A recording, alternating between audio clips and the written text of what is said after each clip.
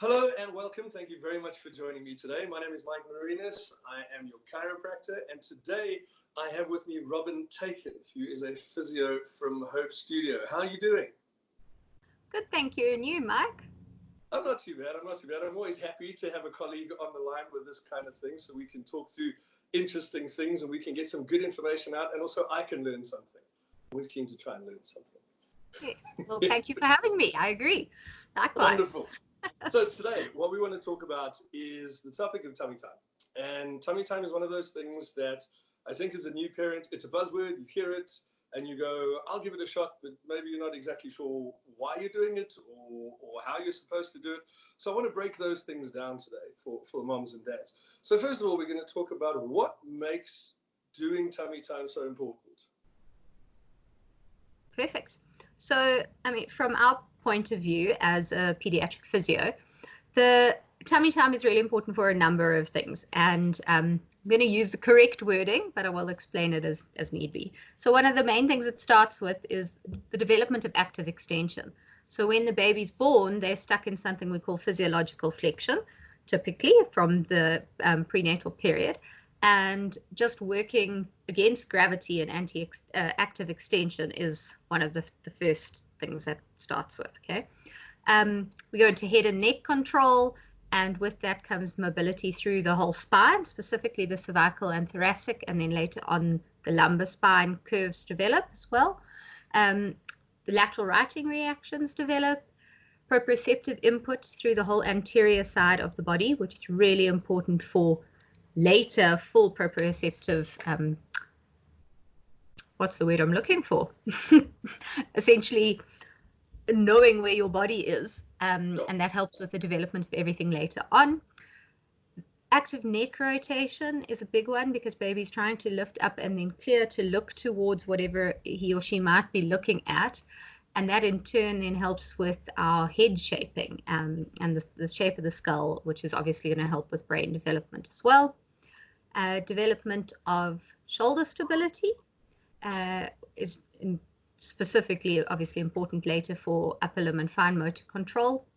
The bony modeling that comes into it, because as your body has to work against gravity in different positions, the muscles pull and they change the shape of the bones in the infant body, which is fantastic because we need to do that. And then coming into when they're a little bit older and they're pushing on their hands, the development of the palmar arches, which obviously has a huge impact in the fine motor control later on. And then more from not necessarily the physio side of things, but from talking to our other colleagues as well, visual perception and vestibular input is a huge one. And then with learning how to babble and turn taking and talking if baby is looking in a mirror and seeing the mouth move is a huge one from a communication point of view. Wow, so many little different bits and pieces and aspects to this one thing of being on your tummy. And yeah. I love how you break it down, because a lot of the time you get people saying, well, it's wonderful because look how strong the neck is. And you want to go, there is so much more that is going on here than just a strong neck. And it's wonderful that you could actually list it in bits and pieces and go, it's good for shoulder stability. It's good for all of these things, bone modeling, all of these things that as you go forward are so important to the full development and to allow a child to be able to express all the things they're meant to express. Yeah, it's huge. And that's just scratching the surface. Sure. And I think, and especially like nowadays, because we are in that position where we do get babies to sleep on their backs because we know that it's a lot safer, we then need, and I remember the American Association of Pediatrics, I think it is, that coined the phrase back to sleep but tummy to play. Yes. Yeah, I tend to agree with that plan. Although you can sleep a baby safely on their tummy if they are supervised and you are sitting watching them the whole time. Yeah. Which doesn't often happen in life. Yeah, that's the thing. To trust the parent that's so tight to, I'm observing. Yes, exactly. But so this is exactly the point, is that it's not just like a fun thing to do with kids. It's a really important thing developmentally. And not just for one or two, like getting a strong neck. So many little bits and pieces that they're going to go forward with are part of this, that are developed through tummy time. Yeah, it's so absolutely how do we do it effectively then? How do we do good tummy time? Okay, so it's a tricky question because it depends a lot on the child and obviously on mommy's ability and her timing and all of that kind of thing. Tummy time should generally be supervised, very much so, because even if your child can move out, even if you're working with your 6-month-old child and they're in tummy time, they may be exhausted or whatever and fall asleep with their face into a pillow or something. So make sure it is supervised, even if your child is older and has the motor ability to move themselves. You never want that situation. So supervision is the first key to it, right? Gold standard is a nice flat, firm surface. So not necessarily, well, not your soft, nice bed, because they need some resistance in order to be able to push against it, to allow them to lift up. Same as if you try to do a push-up on the floor versus on your bed, it's a lot harder on your bed. And the more difficult you make something for baby, the more they're going to try and get out of it and get frustrated with it. And that's going to make things unpleasant for everyone in the long run. That said, some babies can't handle a flat, hard surface, so then use just a slightly softer one. So put a towel or a very thin mat on the floor, but again, it must be firm and not collapsible. I personally am not the biggest fan of putting them over a cushion or a towel roll that they put here under the armpits. Or typically developing babies, that's what we're generally talking about, because it does block natural movement and natural weight shifts. And we're not trying to block that at this point. If we have a little bit of atypical development, your therapist may advise that, and then that's appropriate to the situation. If baby can't handle a flat surface, you can wedge the surface. So they can still be flat on their stomach with the surface, but they're just at a slight angle. They're not bending over a towel roll. That makes sense? Yeah, they've still got the same, they can put the same pressure down onto the surface, just more. Yes, yeah. So, and that's, I mean, in your field more, Mike, with your reflux babies and your colicky babies and things who often can't handle tummy time. That said, you can, a nice way to start tummy time, especially with a newborn or a very young one, is on mommy's chest. And you start from sitting up and you slowly go further and further down into a reclined position, or even with a baby who's a bit older. But again, it depends on mommy's chest because you need the resistance there or not. And the size of mom in comparison to baby makes a difference. But it's a nice one, even if you put a wedge or a firm surface on you, or a tray, and you put that on your chest and you hold baby on the tray, then you've also got really nice face-to-face interaction, lovely bonding time, that kind of thing as well. What else is really important for tummy time, and I think a lot of people take it for granted, is the toys and things you're giving them. So it can't necessarily be the same toy or the same texture that they would be playing with on their back, because they might not have the freedom of movement in prone. And then they get frustrated, and as soon as they get frustrated, then they usually cry or squawk, and they get removed from the tummy time for that reason. So, making it rather like a little play mat, and they can just touch and fiddle and feel, and that helps with that palmar arch development we were talking about, and learning their fingers are separate from their hands. Looking at a mirror, I mean, babies can entertain themselves in a mirror all day long.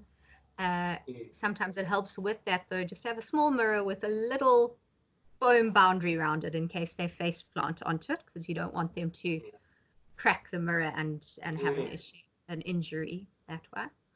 Generally, we want baby to be pretty symmetrical. Symmetry is a an interesting word when you talk to health professionals, but from a baby's point of view and from a parent's point of view, it looks symmetrical.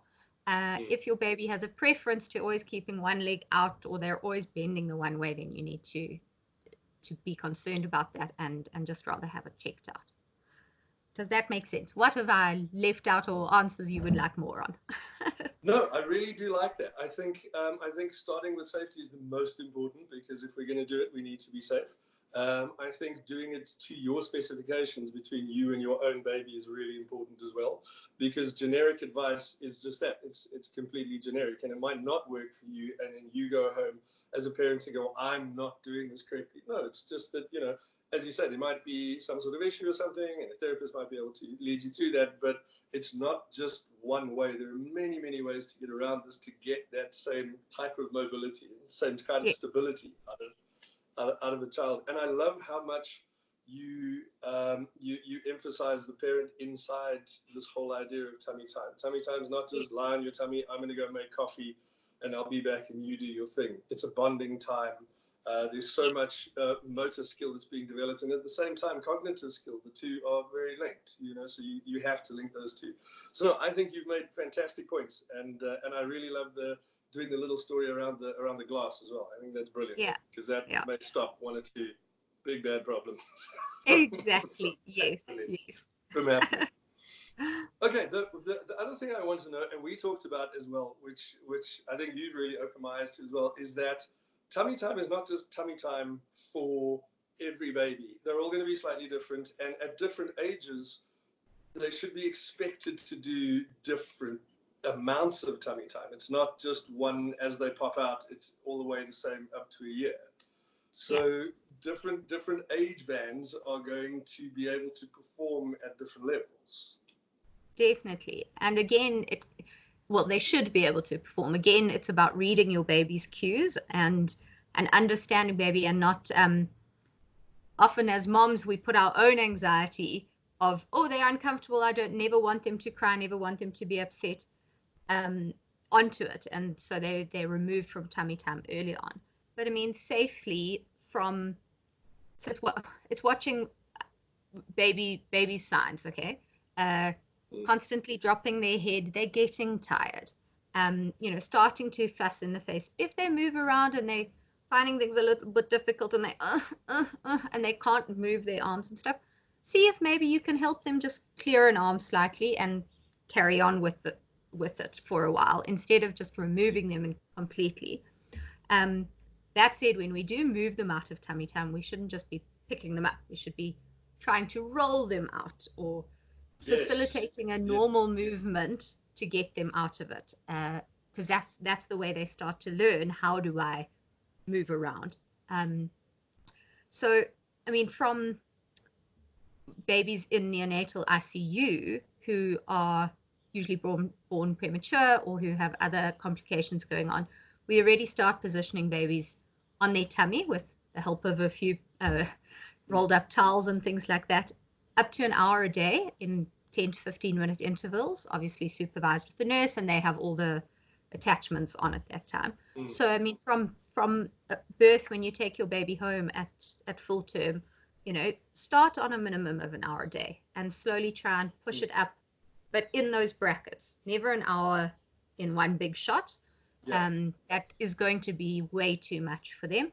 And rather start in smaller brackets, start at 10 minutes, then move to 15, then move to 20. And so you break it up like that. A child at 3 to 4 months should be managing 2 hours broken up like that during the day comfortably. Obviously, we don't do tummy time directly after eating. That's going to cause some issues. And even if it's later after eating, if your baby has a tendency to be constipated or have a lot of tummy cramps or anything, that can also be really uncomfortable. So just figuring out what else is going on. And then tummy time if baby has an ear infection or any blocked sinuses can cause issues, and that might be why they are crying or fussing in that. Think about when you have sinusitis and you put your head down, it hurts. So I told you I was going to learn something today. Well, there we go. I'm not hard to teach. Okay, interesting. That's fantastic. Yes, age. So one of the things I wanted to pick up on there that you were talking about that I deal with a lot is I will get a mom of a 2-week-old baby coming in and say, so when can I start? There's almost this idea out there that you have to wait. But having, you speak about these neonatal ICU babies that are already doing it, there's no need to wait. If you come home, as you say, come home, healthy, full-term baby, you drop them on your stomach, they should be doing a broken up hour a day. Yeah. So obviously with a newborn, you'll make the surface a little bit softer. A newborn can handle a firm bed, but maybe not with the duvet, because again, that's a risk. But with a newborn, the nicest thing is usually on mommy's chest, and mom is lying flat or ever so slightly propped, not sitting at a 45-degree angle. Start it early. Remember, they've been upside down for quite a while, so they're used to strange positions.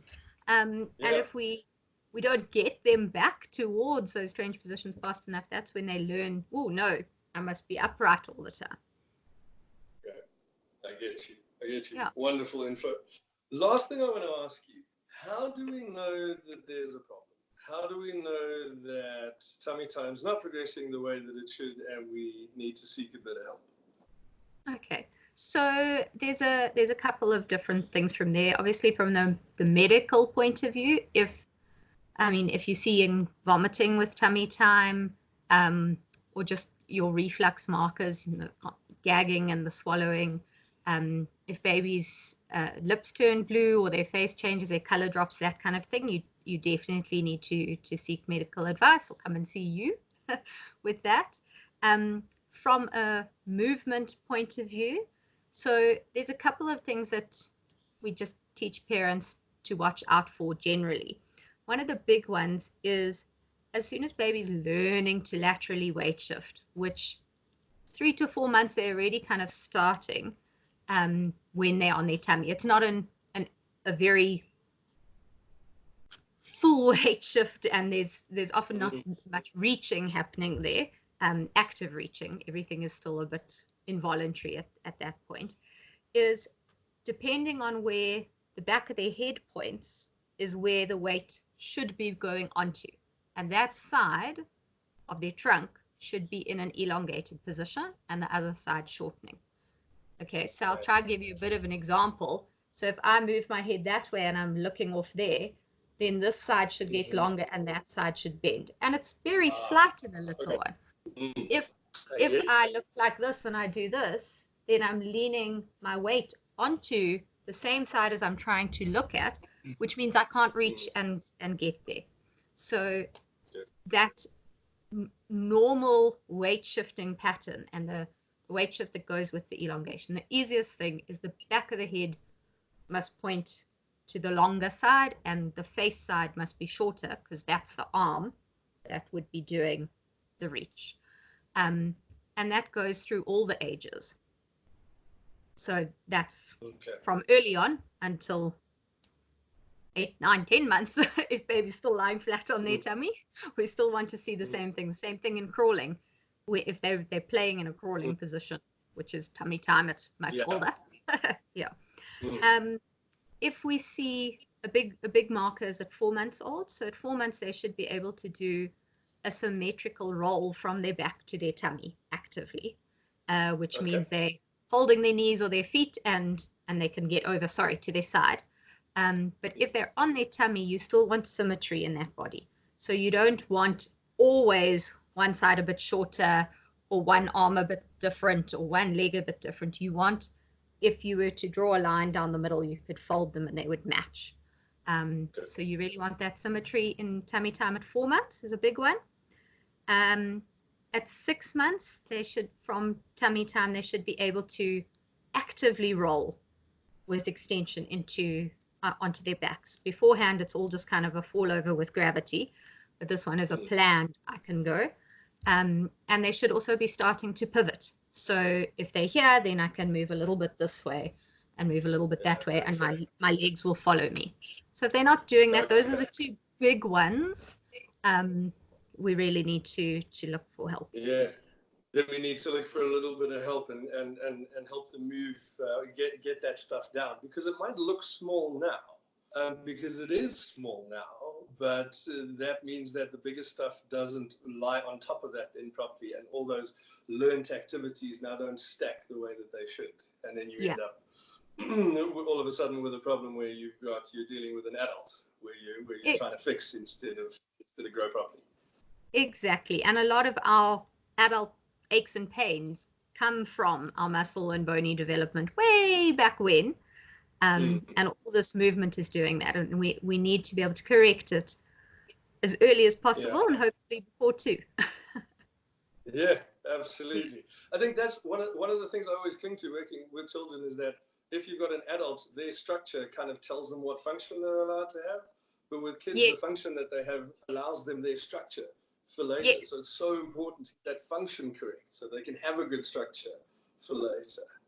Exactly. That's perfectly put. I really like that wording. Yeah, because their structure is completely dependent on the function. And at 0 to 2 years, even earlier, 0 to 1 is our golden age where we can affect the structure the biggest. Yeah. You don't get it back again to be able to get it as good as you could get it then. No, definitely not. Wonderful. It has been amazing to talk to you about this. I knew I would learn stuff. I did. I'm very happy that I got the chance to have a chat with you. Always good to talk to colleagues and people working in the realm of pediatrics and babies. It always makes my heart happy to be able to talk about this kind of stuff. So thank you so much for being on with me. I really appreciate it. Thank you for inviting me. It was awesome.